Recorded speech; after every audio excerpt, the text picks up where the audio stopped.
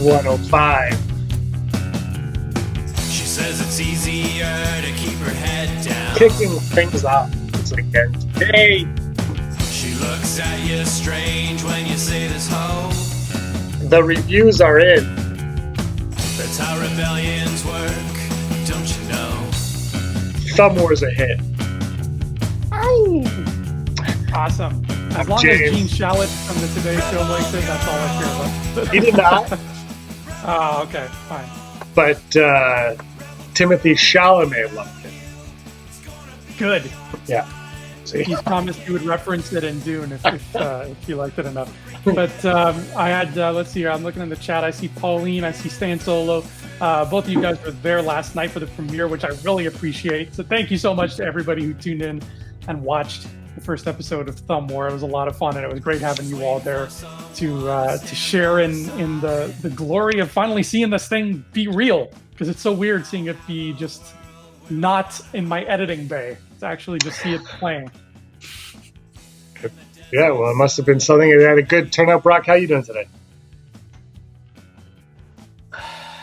I'm okay, but I gotta just stop everything here and be like, at what point did you think it was a good idea to sit beside an open window? What is this? At the point when I I didn't. know you need, Well, you're getting you a. had to move spots. I understand that.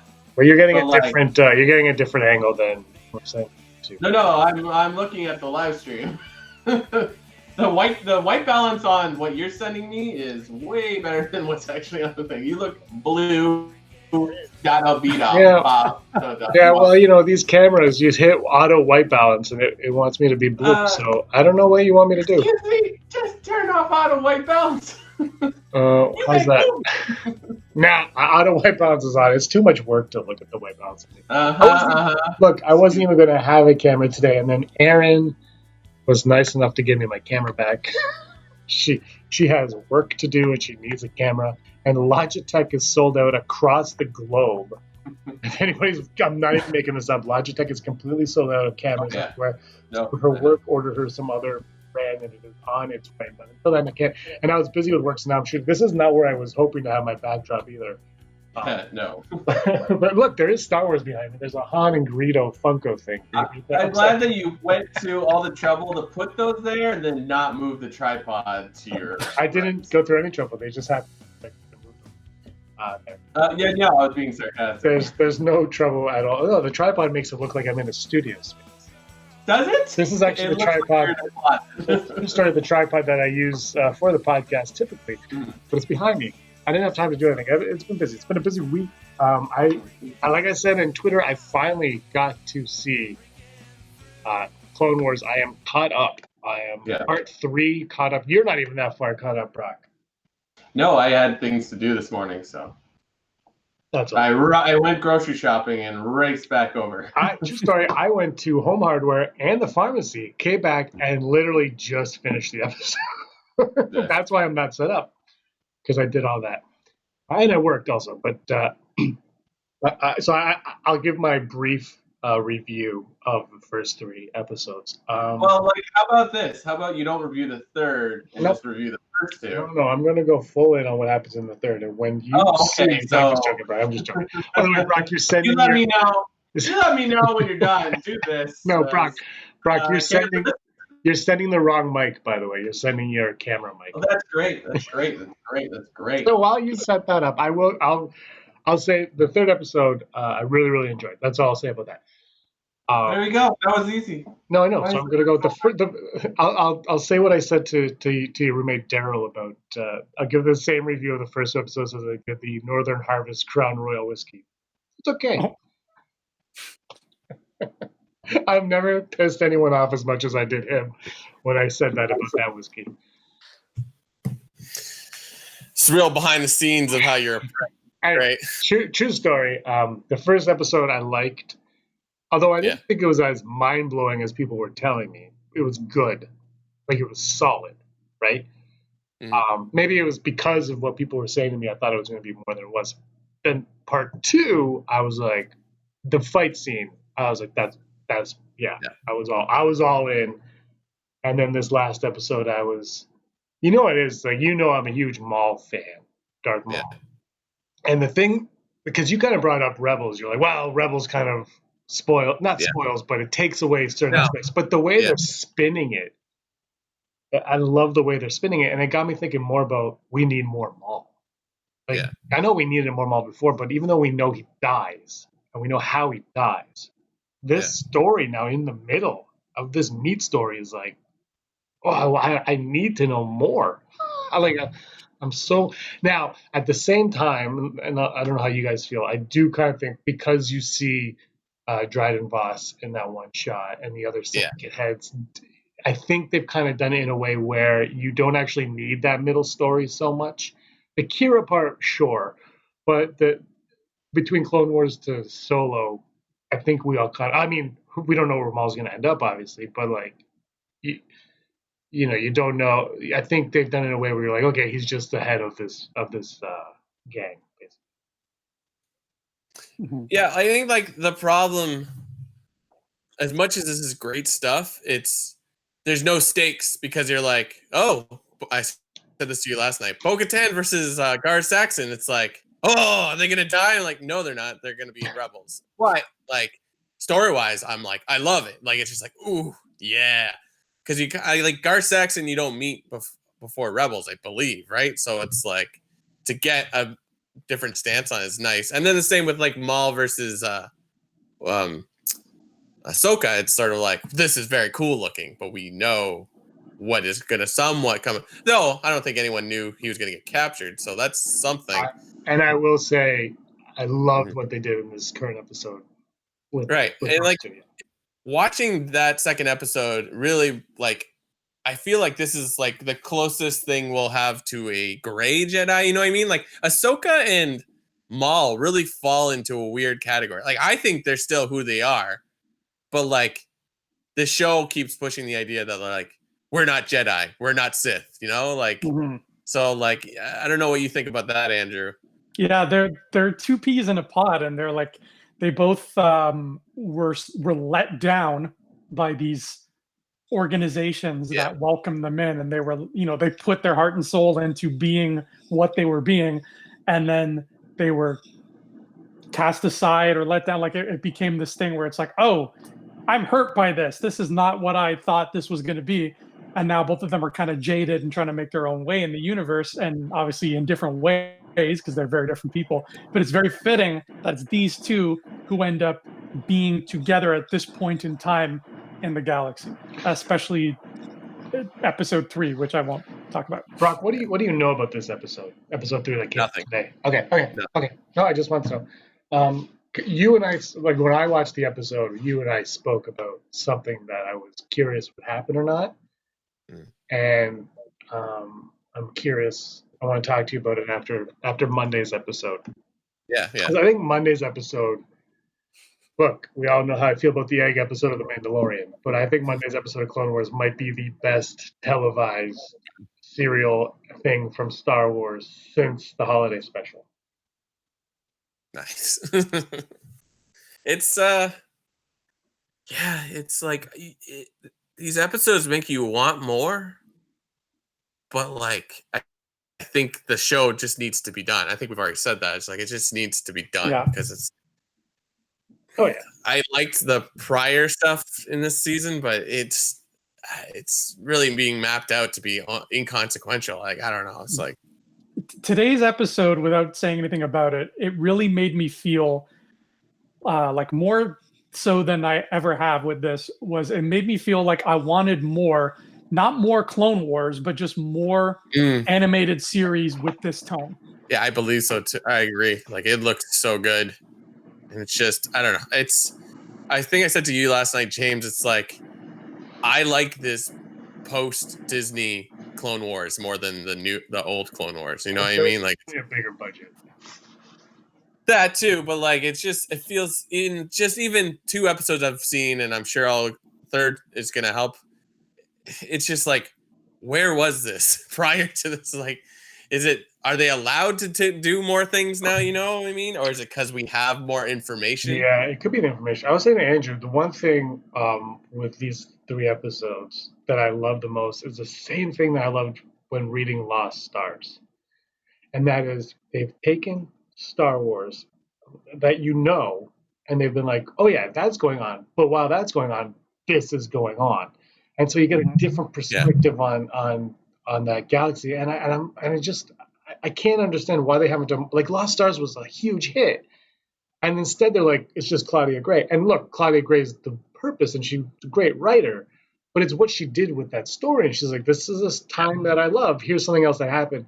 Why haven't they done more of that? And now we're seeing that in Clone Wars, and it's like, it's blowing everyone's minds because it's awesome. Because you're like, well, at this point in time, Anakin is there because they set it up, right? So Anakin's there.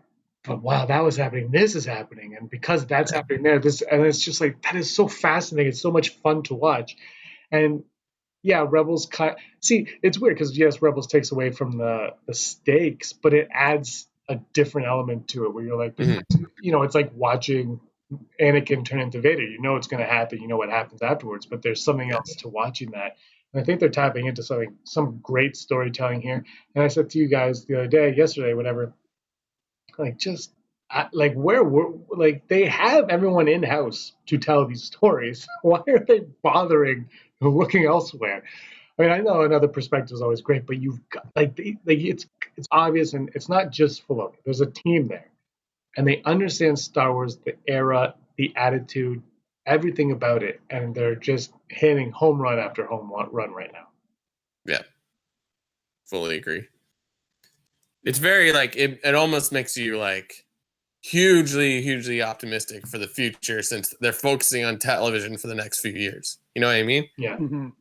Like, it's like, wow, you can do this with like 4 episodes. Like, it's wild. You know what? It should have been 6 seasons in a movie. I honestly think that this season could have been just a feature for Disney Plus, whatever. Like, yeah, I don't know. I never got excited about like these last episodes. So it's like, I was never clamoring for this, but the second they announced it, I'm like, yeah. One thing I did notice in the second episode, it's like the fact that Maul knows the entire plan more or less of Sidious, which is not a surprise because it's like he's in on it. But did you guys find like just how he's like, oh, it's all like, it's too late and all this, saying all these things, and it's just like, wow, this makes this like, I found that very profound in comparison to like watching the actually unfold in the movies. You know what I mean? Like, Maul's delivery of that, it's just like, oh, you're way spookier than anything Sidious has ever done, in my opinion. Yeah, they do some stuff with Maul. I won't get into the details of it, but there's more about sort of what he knows, what he doesn't know, and what he thinks he knows. And he does something in this episode. He has 2 moments in the newest episode, Brock, that, like, I loved Maul before, and now I'm like, he could actually be the most intriguing character in Star Wars, right? Yeah. Like, it's incredible that he dies in The Phantom Menace with 2 scenes, and now he is more interesting than almost any other character we've gotten in a long time. It's kind of similar to like how The Mandalorian is a successful show, and they're pushing the idea of Mandalorians in this as well. Like, are they building to like bringing Maul back in some kind of live action of some sort? Or, like, I guess like it's not exactly the same because you can continue with Mandalorians. Once Maul is dead, I suppose. I don't know. But like, yeah, I feel like this is all like, oh, if people are into this, maybe we'll make more. So, well, I feel like the Armorer's mask helmet is like that fan theory about her being part of the Maul. Like, it feels like we're heading in that direction almost. Andrew? Yeah. And yeah, it's funny. This morning when I was watching it, I don't know if it's just because now my brain has this new information, so it's playing tricks on me. But there was a shot of Ahsoka where she's just talking, and it's like a low-angle shot of her. And I'm looking at her face, and I'm like, wow, they made her look like Rosario Dawson a lot right here. And I'm like, did they? Or am I just seeing that? And it makes me wonder, like, how long has that been a known thing throughout the Lucasfilm office. Right. Was this animated at that point, before, after? I don't know, but my brain saw that today, and now I can't unsee it. Today, Brock, there is one sequence that made me smile like a child. Nice. And it's funny. I won't say anything about it because it directly related to the one thing I said to Andrew that has always kind of been, in regards to the Clone Wars, one thing that I've never been a huge fan of in the Clone Wars. And they did something, and I was like, but I can't say it because it's actually a ginormous moment, which I think they did beautifully well. Nice. I'm excited. I'm going to watch it right after this. Just watch it now while we're doing this. Just hear little intermittent moments of Brock going, "Oh!" Oh, that must be what James was talking about. Nope, not yet. Not yet. No, so yeah, the first episode, I really liked the fight scene in the second one, which they were hyping, was glorious to watch. I really, really enjoyed it. It was a lot of fun. One of the best lightsaber fights since the prequels, obviously. Probably since Duel of the Fates, because it's Ray Park, right? Like, nobody moves like him. As much as you can like Obi-Wan and Anakin, they don't have... I move kind of like him. Yeah, your lightsaber fight in Thumb War is what you need. Yeah. Anyway, it's a great episode. If you guys haven't seen it, like Brock said the other day on the live stream, the last 4 is really all you need. As long as you know who Ahsoka is and that Maul's alive, that's really all you need.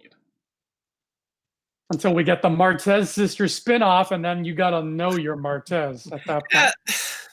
I like those characters, but at the same note, it's just like, why are we learning about? And it's not like those characters, especially. Like, one of them is voiced. I could be wrong. I don't know. One of them is voiced by that one woman that was on Orange Is the New Black. Like, she's I forget what her name is. I should have looked it up. But like, she's good at voice acting. So like, she's a great character. But it's like, why include these at all? Aside of like, we need to tell you where Ahsoka's been. But like, did it need to be 4 episodes of that? Like, I liked it. It was fun. Like, there's Pikes, there was Ben Quadinaros. I also enjoy like seeing Maul and like how he's like. That's one thing from those episodes. Like when Maul's talking to the Pikes, James, that you haven't seen it, but like there's a part where like he kind of understands that Ahsoka's nearby, so he looks around like he's there, but he's not. He's like the hologram, like he's talking to them through that.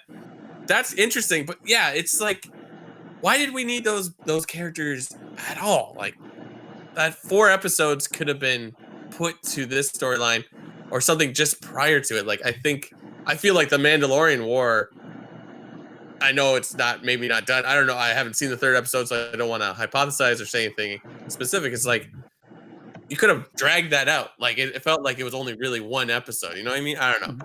The older sister kept making me laugh because she sounded like Joan Rivers. Yeah. I was just waiting for her to be like, "Ahsoka, you're fabulous." Yeah. Is that the first time we see Spice though? Ooh, I think you're right. Anyways, but besides that, like, it's weird. It's wild. It's sort of like, I don't know. I wanted behind the scenes of this season of Clone Wars. I haven't watched it yet, but Monday is May the 4th, and Brock, I sent you a message. You haven't responded yet about my ideas, but there is an interview with Filoni and Lucas on the Star Wars show that apparently was meant to just be in-house. I haven't watched it yet. We should watch that and discuss that on Monday's podcast for May the 4th, because that is probably as behind the scenes of the entire series as we're going to get, because it's George Lucas and Dave Filoni recently talking. Yeah. And I'm really excited for that, because you look at it and you're like, yeah, we can all say Filoni's amazing and whatever. But this is George Lucas. It's like George Lucas. No one knew his world better than him. And we can all pretend that it could have been better. We can all pretend that, there's better filmmakers and dialogue writers out there. But who cares? Like, when the stories are as good as what he comes up with. You know what? Think about the dialogue in Star Wars. Yeah, it's the original Star Wars you can't outdo them. Like George Lucas can't even technically outdo them. Like with the prequels and the originals, it's sort of like, yeah, you can't. You just like so like that argument just needs to go away because there's no point. So I like, but like it is wild to see them all together. It's like, yes, like. But I think that's a point that you just make is sometimes I feel like with the Force Awakens they were trying to, like, you know, even with the opening line, like this will begin to make things right, where they're like, oh, that's because of the prequels. Oh yeah. Star Wars is like maybe what we should all take away from this, and the filmmakers themselves is don't try to outdo Star Wars. Just do Star Wars, because the prequels, whatever you think of the prequels, didn't try to outdo the originals. It was just trying to be something. Yeah. And I think that's really the key is don't try to outdo. And I think even the Last Jedi was, you know, was trying to be its own thing while respecting everything. But just don't worry about being better or making anything better. Just worry about telling me a Star Wars movie. Yeah. It's, I don't know. It's just unattainable because it's so driven by your personal preference too, right? Like, you know, you could have hated these episodes of Clone Wars and like we would have had to live with that because it's just like, I don't know. Like I might like talk about a book. I might like a book and Andrew might not like that same book. You know what I mean? Like doesn't take away. So it's like, we just got to let that go and just celebrate when it's like, oh my God. I mean, I think that is Star Wars to a T, where we just want to come together as a group and go, oh, did you see the part where like, I feel like that's today's episode. We can't agree on that is when we like, Well, I was worried when watching the first part 1 of this, where I was like, I'm not blown away by this. I was worried to be like, yeah, it was okay. But I really liked it, and it plays into the next one so well. And then this last one for me was selfishly one thing that I love about the expanded universe of Star Wars. What I just said about like how Lost Stars is this and that. This episode was, I want more of this. Yeah. Whoever made the choice to be like, okay, our opening and closing credits music, we're gonna change that up because it's fine, but it's nowhere near dramatic enough to match the kind of story we're telling. Like that is just yes, please, yeah, keep doing that. Yeah, for sure. There was something else that happened that we haven't talked about. I can't remember what it was. Were you guys okay with Ahsoka capturing Maul? I did see some people complain about that on the social medias. Yeah, I saw some folks giving her the old Mary Sue treatment, and it's like, look, dude, just you clearly just want Maul to be badass all the time, and as soon as he loses, you whine about it. I wish we got more of like the Ahsoka story is so intriguing. Where was she? Yeah. Right? Where was she? By the way, today I think there's a great comic to be had for that. I thought you just make an animated one-off series. Yeah. Because we need content on Disney Plus. This is where we have all the comics. Just give us a one-off 6-part series. Ahsoka went to the mall, which is what they could have called this last few episodes. Let's go to the mall today. There is a wicked callback. I will say this, because Royal Farmboy hasn't seen today's episode either. Twitter has no shame in spoiling Clone Wars or Mandalorian. And I went on Twitter before I saw the episode, and a lot of people were tweeting something that happens in it, a phrase, and it is a great moment with a great Star Wars phrase. And so, Rural, I will warn you on Twitter right now. There are spoilers galore, so be cautious out there. Is it the phrase that you texted me earlier? Yeah. Everyone's tweeting that out. So it doesn't necessarily give it away, but it's such a big phrase that you're like, well, something's happening. Yeah. And I thought they used it very well. Yes, they did. Ahsoka becomes Mall Rat, written and directed by Kevin Smith. Oh, I like it. Rachel says it. She paints her Montrolls red and black. But just, I think the one thing that why there's a billion podcasts on Star Wars and all these books and conventions and whatnot is the world and the stories are so rich and fun and talented and just joyful to be a part of. And these last few episodes of Clone Wars have really, really just kind of settled into what Star Wars is as a whole. Mm-hmm. Yeah, 100%. Back when Disney Plus first came out, Tiago, who was on the show the other day, he's again not a Star Wars guy at all. He texts me a couple weeks after Disney Plus comes on. He's like, "Hey man, can I come over and watch The Mandalorian?" And I'm like, "Hey, like, hey, okay, but B, how the hell do you know what a Mandalorian is? Like, it's so weird hearing him say that word." And he's like, "Yeah, I've been hearing about it. I'm hearing about it. It's cool." So he comes over and I put on the first episode, and like he's got the controller in his hand and he keeps pausing it and turning to me and asking me like, "Okay, who's that guy? What is this? Is this person somebody you know, or is this the first time you're seeing them?" And like by the end of the episode, he was like he, there's parts he liked and parts he didn't like, but he was like, "Man, the world of this thing is just like gargantuan." Like he was blown away by that.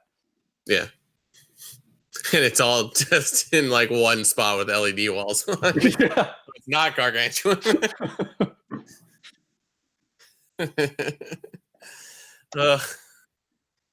But yeah, it's exciting. I don't know. Can't they just put out The Mandalorian now? But no, they can't. That's fine. One of my favorite moments of that first episode of Mandalorian is just when he's sitting down and talking to Apollo Creed, whose name escapes me right now. Grief Karga. He's Apollo Grief Karga. Thank you.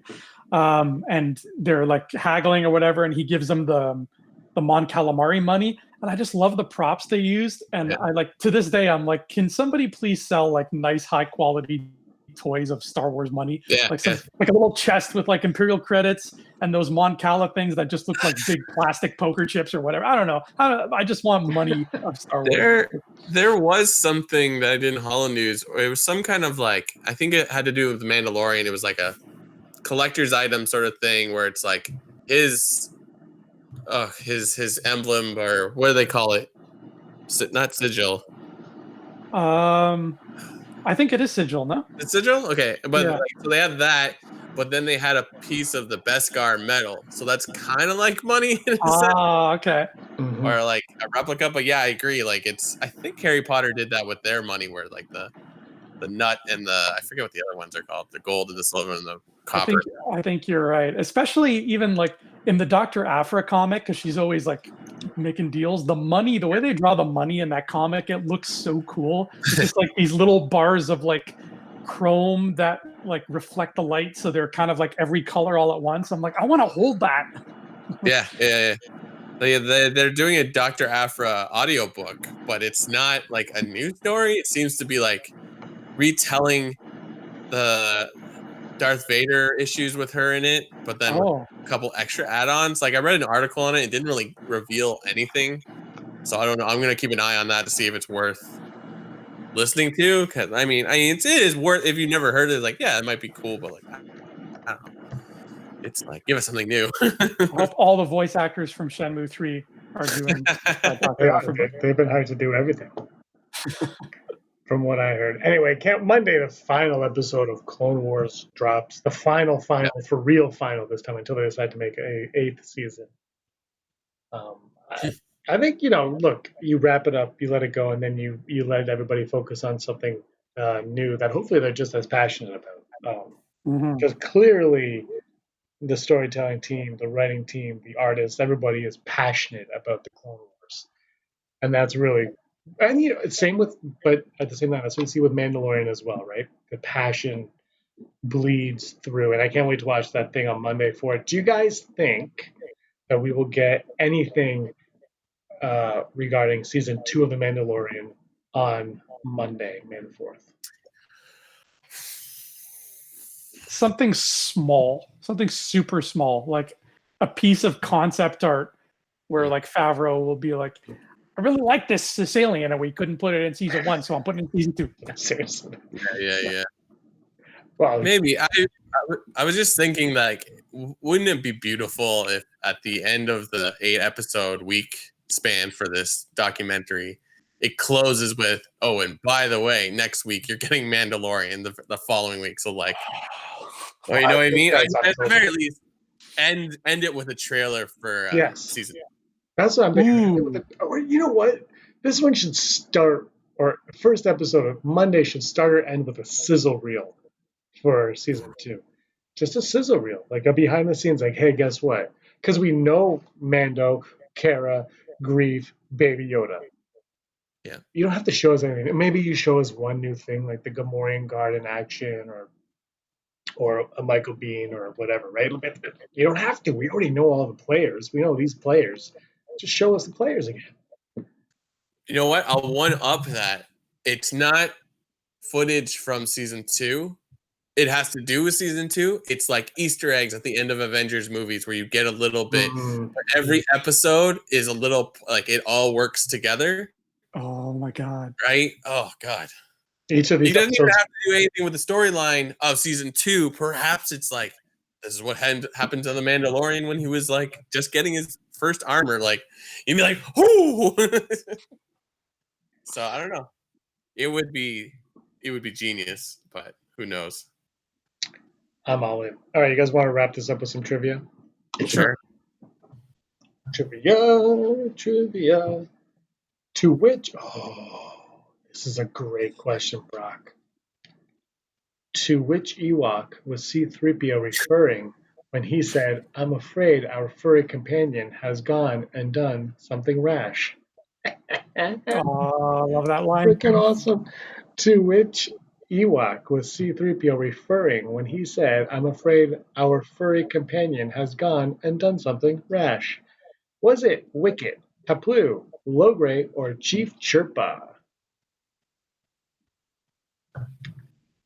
What were the names again? Wicket, Paploo, Logray, Chief Chirpa. Which one did C-3PO refer to when he said, "I'm afraid our furry companion has gone and done something rash"? Wicket, Paploo, Logray, Chief Chirpa. Rachel says Wicket. So Paploo's the baby one, right? I believe. I'm not allowed to I would answers. think it's Papoose, and I was thinking Paploo. That's the baby one. I'm gonna go with Logray because I don't think it was Wicket. I could be wrong. Andrew, you go, and then I'll read what the chat is saying. I'm gonna go with Paploo because I feel like Logray and Chief Chirpa are too high ranking, but neither of them would have stolen that speeder bike. And I know it wasn't Wicket who stole the speeder bike, so that just process elimination. Both Logray and Chief Chirpa have like special like headgear. Yes. Like the Ewok that stole it was wearing a normal hood. Yeah. Okay, so the chat is, we got Rachel with Wicket, Rural Farm Boy, who's always right, says Paploo, Stan Solo says Wicket, Rez says Wicket, right? And then Rural Farm Boy says, not Wicket. Not the baby. Dale says Paploo. 2Med2 says lots of new Black series coming out now. Pauline says Wicket. I like that news, 2Med2. By the way, Rural Farm Boy, your reputation has begun to grow in the Thumb War chat last night. Rural, you made a comment, and then my friend saw your name and was like, "Oh, you're the guy who's really good at Star Wars trivia." We have Carl says Paploo. Mr. Rez says dang it. And Rachel wants to know what's in the box.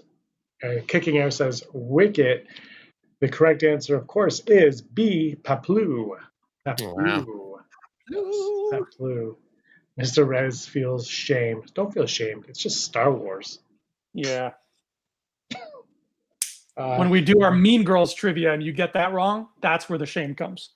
All right, so this next question, if Rural Farm Boy gets it right, actually, he probably will. But look, if you don't know this one, then you have, first of all, horrible taste in music, and secondly, you don't know Star Wars. C, Gretchen Wieners. Close. Who sang the hit song Lapti Neck? sang. Real fun person. Last night's Thumb Wars chat was a lot of fun. It was. Yeah, it was. Yeah. Who sang the hit song Lapti Neck? Griata, Cy Snoodles, Joe Yowza, Lin May, or Lin Me. Who sang the hit song Lapti Neck? Griata, Cy Snoodles, Joe Yowza, or Lin Me? I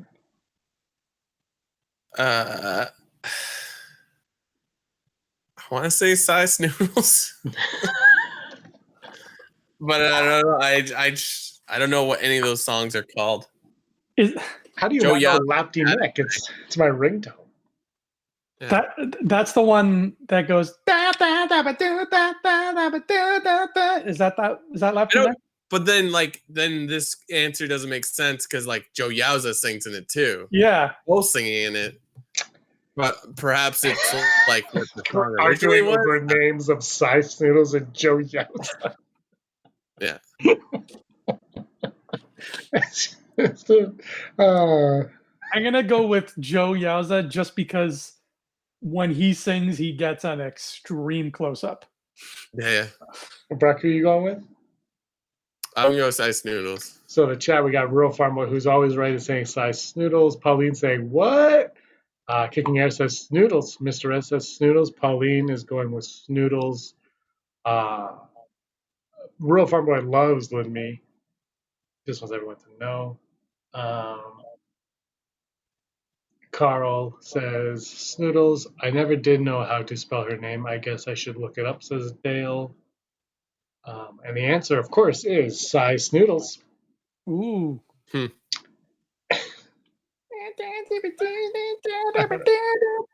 right, this is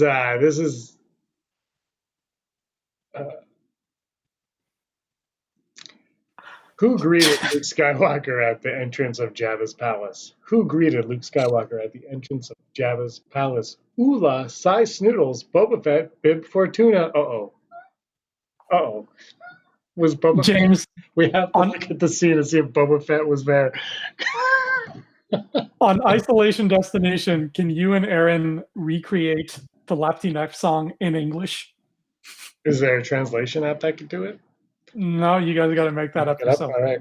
Who greeted Luke Skywalker at the entrance of Jabba's palace? Oola, Cy Snoodles, Boba Fett, or Bib Fortuna? Gamorrean guard. See, this is the thing. If Boba Fett was there, did he greet Luke first? Oh God. We've got the chat saying Bib. Dale saying tuna. Do you guys? I don't know about Fortuna. What? You know, Jabba Nobata. So. Jabba Nobata. Regarding whom? It was Bib Fortuna. Regarding last card. Regarding whom did Princess Leia only retain images and feelings? Regarding whom did Princess Leia only retain images and feelings? Her real mother, her real father, her adoptive mother, her adoptive father. This is a weird way to ask this question. Yeah. I think I know what you mean. Can you not say what I mean? I have nothing to do with this card. This is all created by whoever that company is. Cardinal Games, proud makers of Lost the Board Game. Game so bad, the instruction manual literally says, "We're not sure how you win. Figure it out yourself." There are no winners. This is card 180. They're all out of order, so whatever. Regarding whom did Princess Leia only retain images and feelings? Her real mother, her real father, her adoptive mother, her adoptive father. Dale Erdman saying her real mother. Carl's winking. I'm not sure why. Amidala, her real mother, her real mother. Carl says something, but I can't see it in the chat. So her real mother. What do you guys think? That is correct. Yeah, her real mother. The one of the plot holes created when they made the sequels or the prequels. There's like, see, it's true, but I was always like, thinking that she's like, she's talking about her adoptive mother. I like to think because the Organas were pretty straightforward with Leia. They told her you were adopted. I like to think that to help justify Jedi a little bit, maybe they were like, look, your mom was kind of famous. Here's a hologram of her in the Senate. When she was and they show her like the weirdest one where she's like, and they show her like the Phantom Menace holograms where she's all in the weird makeup and she's like, we must do something quickly to stop the Federation. And Leia's like, wow, I'm glad you adopted me. No, like you could almost spin it as part of her force sensitiveness of some sort. Like perhaps perhaps Bale had something of Padme's and she touched it and had like a force, whatever. Like Ray Skywalker. Wow, you went there. What was Darth Vader's reason for arriving unsuspectedly at the second Death Star, much to Moff Gideon's chagrin? Frick these names. What was Darth Vader's reason for arriving unexpectedly to the second Death Star, much to Moff Geraldo Rivera's chagrin? He had an important meeting. He was there to put the Death Star's construction back on schedule. He was there to relieve Moff Geraldo Rivera of his duties. He was there to inspect the forest moon of Endor. B. Yeah. How do you say this guy's name? Jared. Oh, yeah. No, I read that completely Spanish. We shall double our efforts. He says, I wonder if it was that easy. If he just like got on an intercom and he was like, "Everybody, double your efforts." Does he ever? They knew exactly like, okay. Is his name ever mentioned, Moff Geraldo? Not. It's said in like things, but not in the movie. Yeah. Okay, so I guess I'm going to read it in like the proper English now. What was Darth Vader's reason for arriving unsuspectedly at the second Death Star, much to Moff Gideon's chagrin? He had an important meeting. He was there to put the Death Star's construction back on schedule. He was there to relieve Moff of his duties. He was there to inspect the forest moon of Endor. The chat is saying, schedule, put him back on schedule, back to schedule. No Brock, no Brock. Okay, cool. Disney Desi is once again here as the show is wrapping up. Welcome. Desi's late again. I can learn again, yeah. Just can't make it. What do you guys say? Schedule? You guys both said schedule? That question didn't even need to be have Gerada like mentioned at all, because it's like it would have been way there's not shorter. So many times that Vader shows up to the second Death Star. Cardinals loving their wordy questions. They're like, how long can we make these? What does Darth Vader, previous Jedi Anakin Skywalker, who turned against the Republic after Order 66 during Revenge of the Sith, which was released in 2005, come to the second Death Star built above the forest moon of Endor? Like, okay, Cardinal. It's true. Anyway, final question. This one is a shorter question. What did hibernation sickness do to Han Solo? He couldn't see. He was a man. Uh-oh. He couldn't walk. He was dehydrated. There is second word, so I can't read it. Wow. He couldn't see. He was crippled. I'll just make that up. He couldn't walk. He was dehydrated. How anticlimactic would that have been if he was just like, I'm really thirsty? Technically, all of those could have been valid, even though we don't know what the second one is. Like, he definitely couldn't walk for a brief period because he just falls out of the thing. But he's blind, I believe, is that's so funny. Like the choices. This game needs a behind the scenes documentary. What were you thinking? So right now we got Rachel saying blind, Rural saying lost sight, Desi saying couldn't see, Rachel, Michael is saying he couldn't see. Rez is saying LMAO. Carl saying blind. Jonathan Davis is saying blind. He also couldn't walk. Fair point. Blind. It seems to be the go round. What do you guys say? you watch Return of the Jedi, he clearly says when he falls out of the carbonite, "I'm dehydrated." I haven't had 15 liters of water today.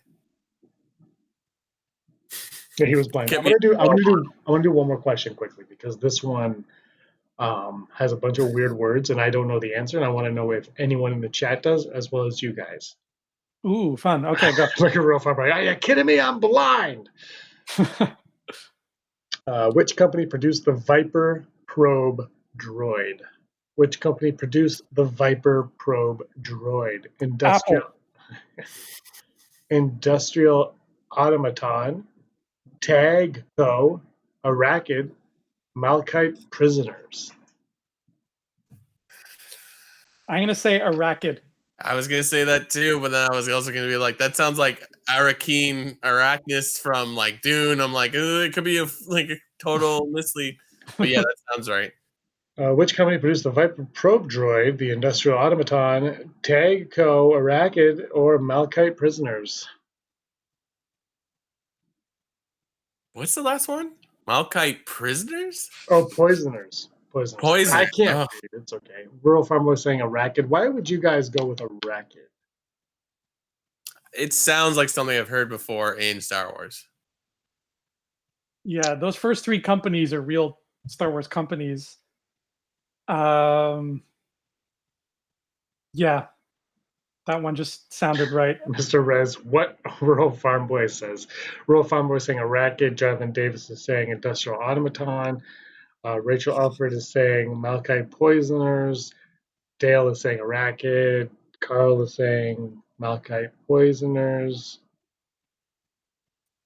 I get it because it's a Viper. Yeah. So the answer is, final question, final answer for the day, Arachid. Arachid. You guys were right. Also, if you call your company Poisoners, you're not going to make money. I don't know. People were eating Lysol. Let's not forget. You might make more money. The Lysol Poisoners Company. A subsidiary of Procter and Murder. Look, it has flavors. Those are scents. I'm just checking everything out here. Give me a second. We're wrapping up. All right. Yeah. Yes, I mispronounced the last word, and because of that, everybody got it wrong. So it's all my fault. Everybody is right. Everybody's a winner on our trivia here. So thank you all so much for joining us. It's been a great time. It's Friday, Monday, big Star Wars day. May the 4th. We're going to be live twice in the day, and then hopefully have the main show, Brock. Hey, man, I've been waiting for you. I've been ready. All right. Anyway, we'll have the main show plus 2 live streams on Monday because it is May the 4th. I can't believe it's May 1st today. Clone Wars ends on Monday. Any last words, you guys? Ooh, I don't think so. I'm excited for this documentary. I'm excited for Clone Wars. It's going to be a nice May the 4th, and it's going to be nice to get some Star Wars news, some big news, because we haven't had that in a while. Brock? Check me out on Instagram. Check me out on Facebook. Hit me up on LinkedIn, CoolGuy69. I'm available to work. Yeah. Same old, man. Here I am. Rock you like a hurricane. Thanks so much for watching. Thanks for joining us next time. And as always, may the force of others be with you.